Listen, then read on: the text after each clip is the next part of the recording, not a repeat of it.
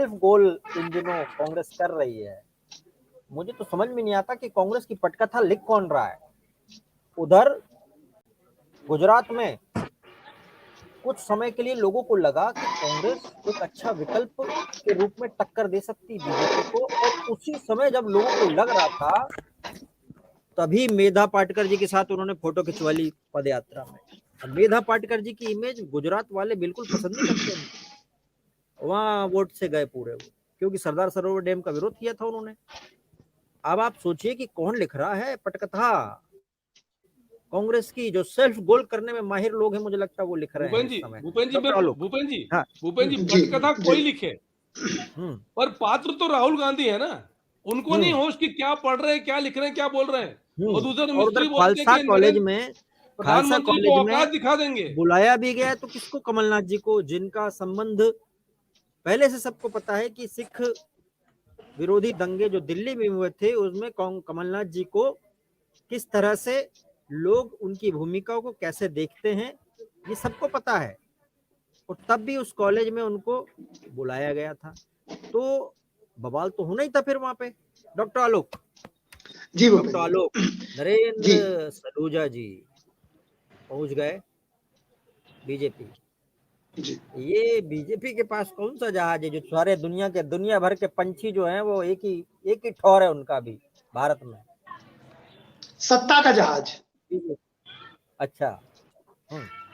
एक समय सारे पार्टी के कांग्रेस की तरफ खींचे ऐसे ही चले आते थे। आज बीजेपी का दौर है, बीजेपी सत्ता में है, जहां सत्ता होती है मधुमक्खियां वही होती है। ठीक है, तो जहां शहद वहां मधुमक्खियां। तो शहद तो बीजेपी के पास है, कांग्रेस के पास कहां? थोड़ा शहद है एक दो राज्यों में। तो नेता तो मधुमक्खी की तरह उसे शहद चाहिए। पुराना शहद नहीं अब पड़ा क्या? थोड़ा बहुत बचा के रखा होगा फिर। नहीं पड़ा है, बहुत लंबे समय सत्ता से पर आप बाहर है। और जितना अच्छा। शहद था वो पार्टी के शीर्ष नेतृत्व ही अपना चट कर गए। ज्यादा कुछ बचा नहीं है और किसी को देने के लिए। तो एक तो बात है कि जो पार्टी सत्ता में होती है दूसरे दल के लोग उस तरफ झुकते हैं, पहला। दूसरा ये है कि तब और झुकते हैं जब पार्टी का नेतृत्व उनको शहद तो दे नहीं पाता, फिर अपमानित और करता है, उनको मारने लगता है। मधुमक्खी को मारोगे तो डसेगी या तो छोड़ के भाग जाएगी।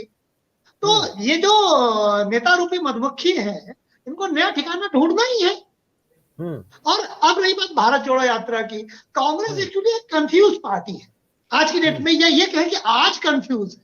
वैसे तो 1947 से ही कंफ्यूज थी, भारत विभाजन को लेकर कंफ्यूज थी, भारत के बाद माइनॉरिटीज को विशेषाधिकार देने को लेकर कंफ्यूज थी। जब इस देश के प्रथम राष्ट्रपति ने कहा था कि जब आर्टिकल नंबर 25 सबको प्राप्त है तो 29 30 क्यों दे रहे हैं, स्पेशल राइट मत दीजिए।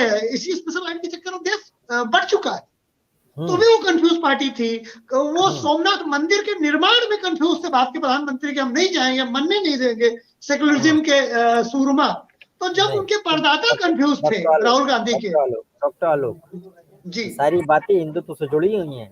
डॉक्टर सत्या ये कह रहे हैं कि मामला हिंदुत्व की ओर जब जाता है तो फिर वो ठप्पा लगा दिया जाता है कांग्रेस पे। तो भूपेन भाई, एक्शन का रिएक्शन अगर हिंदुत्व है तो होगा। इस देश के 80% जनता को कब आजादी मिली? 47 में। आप भरोसा करते हैं? अच्छा, 1947 में 2014 में मिली। नहीं, मैं 14 नहीं मानता, लेकिन जी 47 में नहीं मिली है, क्योंकि इस देश में ये कहा गया कि हिंदू धर्म खराब है। इस देश में कहा गया कि वो धर्म खराब है जो पत्थर पूजता है। इस देश में नदियों की पूजने वाले का मजाक बनाया गया। इस देश में घर में नहाकर घुसने वाले को पंडितों को गरियाया गया। आप बताइए, कोरोना में नहा के न जाते? जो बात ब्राह्मण वर्ग कह रहा था, हमारे ऋषियों ने कहा, ब्राह्मण मतलब ऋषि ब्राह्मण, जो ऋषियों ने कहा, ठीक है, उसमें वाल्मीकि भी शामिल थे। जब हमारे ऋषियों ने जब कहा, उसका मजाक बनाया। बोल रही है त्रिपुंड लगा के, माथे पे त्रिपुंड लगा के बोल रहे हैं हम भी हिंदुत्व हैं, हिंदुत्व नहीं, तो वीडी सावरकर ने एक बात कहा था भूपेंद्र भाई, मुझे याद आ गई आज, कि अगर हिंदुत्व एक हो जाएगा तो कांग्रेस वाले कोर्ट के ऊपर जनेऊ पहनेंगे। और एक वीडियो तो वायरल हुआ था राजीव गांधी का, और सदरी के ऊपर जनेऊ पहने थे। पता नहीं सही है कि गलत, क्योंकि मैं व्हाट्सएप और फेसबुक की बातों को कोट नहीं करता। जी, लेकिन ये बात सावरकर ने कहा है, ये मैं कोट कर रहा हूं, कि अगर हिंदू एक होगा तो कांग्रेसी कोर्ट के ऊपर जनेऊ पहनेंगे। ये सावरकर का कथन है। तो हमें कब, ये बताइए, आप चाहिए जम्मू में वाल्मीकि और तुलसीदास दोनों की एक ही साथ मूर्तियां, आप कहो तो हम वीडियो भेज देंगे आपको। मंदिर में दोनों एक साथ स्थापित है, एग्जैक्ट सेम बराबर। जम्मू में आप जाइए भगवान राम के मंदिर में, श्री राम मंदिर में, अभी अभी वीडियो अलाउ हुआ तो मैं वैष्णो देवी माता गया था, तो मैं वो वीडियो बना के लाया, मेरे यूट्यूब चैनल में पड़ा हुआ छोटा सा, आप देख सकते हैं। तो हमने तो कभी भेद नहीं किया ना, ये भेद हमारी सोसाइटी में क्यों बाहर लाए गए? इसीलिए ना कि हिंदू। अच्छा बताइए जी, एक बात और बताइए, इस देश में भारतीय संविधान में माइनॉरिटीज को विशेषाधिकार, आर्टिकल नंबर 20 और 9 और 30, हिंदुओं के लिए विशेषाधिकार बताइए भारतीय संविधान में। ये देश माइनॉरिटी के आधार पर बटा, और माइनॉरिटी ने पाकिस्तान ले लिया। मेजोरिटी को विशेषाधिकार क्या है? माइनॉरिटी को तो पाकिस्तान मिला और उसने पाकिस्तान ले लिया, और भारत में संविधान में विशेषाधिकार मिल गया, तो हमें तो कुछ नहीं मिला। हमें भूपेंद्र जी एक बात और जोड़ दे, एक बात और जोड़ दे, मैं जोड़ दूं पहले। हमें मिला 1992 में 5 लाख कश्मीरी हिंदुओं का विभाजन, हमारी माओ का, बहनों का बलात्कार, ये मिला। नहीं मिला क्या? कौन बोला था सेकुलर सूर में? इस देश की रामायण भी चलाई गई। कमलनाथ जी दोबारा बनना चाहते हैं मुख्यमंत्री, और इसीलिए एक समय आया जब कांग्रेस ने अध्यक्ष को ढूंढा तो पहली सुई टिकी कमलनाथ जी पे, कमलनाथ जी ने बोला ओके बाय बाय। दूसरी सुई टिकी अशोक गहलोत जी पे, उधर से बोला गया ओके बाय बाय। तीसरी सुई दिग्विजय सिंह जी पे टिकी, उसके बाद बोला उनको बाय बाय कर दिया, हो गया कुछ उनको बाय बाय कर दिया। उनको एक बात और जोड़ दूं भूपेंद्र जी, मैं एक बात और जोड़ दूं। मुगल काल में जो बादशाह बनते, आजकल मैं मुगल काल को बहुत कोट कर रहा हूं कांग्रेस से जोड़ के, जब वो सत्ता 10 किलोमीटर की दूर रह गई थी। कोई मुगल सपने में आ गया क्या आपके? नहीं, मैं इतिहास का विद्यार्थी भी हूँ, मेरा पीजी हिस्ट्री से है, और मतलब 200-500 किताबों का अध्ययन भी किया है मैंने, क्योंकि पढ़ाता हूँ मैं। तो मुगल काल में जब बादशाह 10 किलोमीटर की रेंज तक उसकी सत्ता रह गई थी, तो उनके जो दीवान थे और जो दरबारी थे, कोई बादशाह बनने के लिए तैयार नहीं, बोले हम अपना ठीक है, वित्त मंत्री ठीक है, वो ठीक है, बादशाह के रूप किसी और को बना, ठीक है। तो कांग्रेस के अध्यक्ष रूपी बादशाह कौन लेगा यार? कांटो भरा ताज है, जो पद गांधी परिवार नहीं संभाल पाया। कांटे ताज में नहीं है, नीचे भी कुर्सी पे भी कांटे हैं। जी कोई बैठा नहीं खाता था। लेकिन बस भूपेंद्र जी एक बात जरूर कहूंगा मैं, कि कांग्रेस की इतनी दुर्गति होती तो दुख होता है। एक जो इतनी बड़ी लीगेसी की पार्टी है, जब उसमें जी एक बात बताऊं, एक मजबूत विपक्ष का होना कहीं भी जरूरी है, वरना सत्ताएं निरंकुश हो जाती हैं, और when power corrupts the absolute power corrupts more. समझिए इस चीज को, आप पढ़ाते होंगे इस चीज को, ये कोड पढ़ाते होंगे आप। इसलिए विपक्ष का मजबूत होना जरूरी है। तो मुझे तो लगता है कोई एक सब्सिडी स्कीम चला देनी चाहिए बीजेपी वालों को, कांग्रेस के लिए, कि भाई तुम थोड़ा बहुत मजबूत करो। भूपेंद्र जी, विपक्ष रहे, इसकी जिम्मेदारी सत्ता पक्ष की थोड़ी ना है, इसकी जिम्मेदारी विपक्ष की है। सत्ता पक्ष क्यों चाहेगा?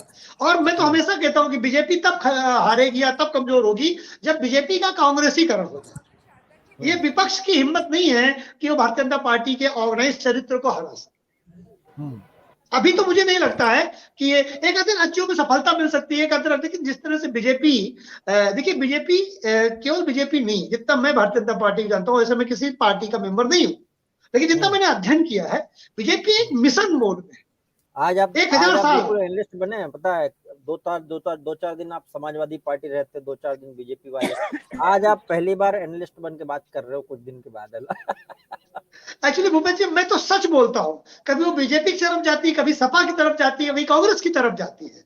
मैं कोशिश करता हूँ मैं सच बोलूं। अच्छा, सच बोलूंगा तो किसी की तो फेवर में जाएगी ना, एक पार्टी के फेवर में मेरी बात कभी नहीं जाती है, क्योंकि मैं केवल और याद आ गया, आज के शो का पहला शेर है ये।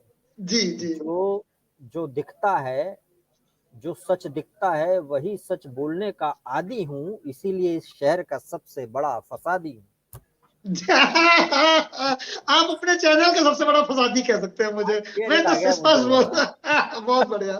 तो भूपेंद्र जी, बस ये जरूर है कि कांग्रेस अपने स्थापना से लेके, कांग्रेस में पढ़ाता हूं, मेरा पेट टॉपिक है कांग्रेस की स्थापना से। आप कहोगे तो किसी दिन कांग्रेस पे ही बात कर लेंगे। तो कांग्रेस हमेशा कंफ्यूज रही, निर्णय न लेने की उसकी जो आदत है, और निर्णय लेने में भी किसी को खुश करने की आदत है। वो निर्णय लेने के पहले ये सोचते कि इससे कौन,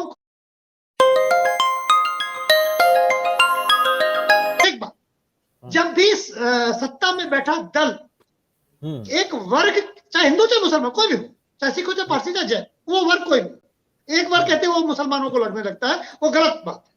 किसी भी एक वर्ग को खुश करने के लिए निर्णय लेता है तो देश का नुकसान होता है। निर्णय देश के हित में होना चाहिए, वर्ग उसमें अपने आप समाहित हो जाए। और कांग्रेस की यही एक बड़ी प्रॉब्लम रही है, वो वर्ग के आधार पर, केवल 47 तक नहीं, 1915, 1916, 1919, 1905, जब आप देखोगे बंगाल विभाजन को लेकर कंफ्यूज, ठीक है, 1907 में कंफ्यूज, 1914 में कंफ्यूज, 15 में कंफ्यूज, उन्होंने तिलक जैसे नेताओं का सम्मान नहीं किया। मुझे लगता है कि आज कांग्रेस से हमारे साथ में अभिनय जी आने वाले थे, अभिनव जी में आए नहीं।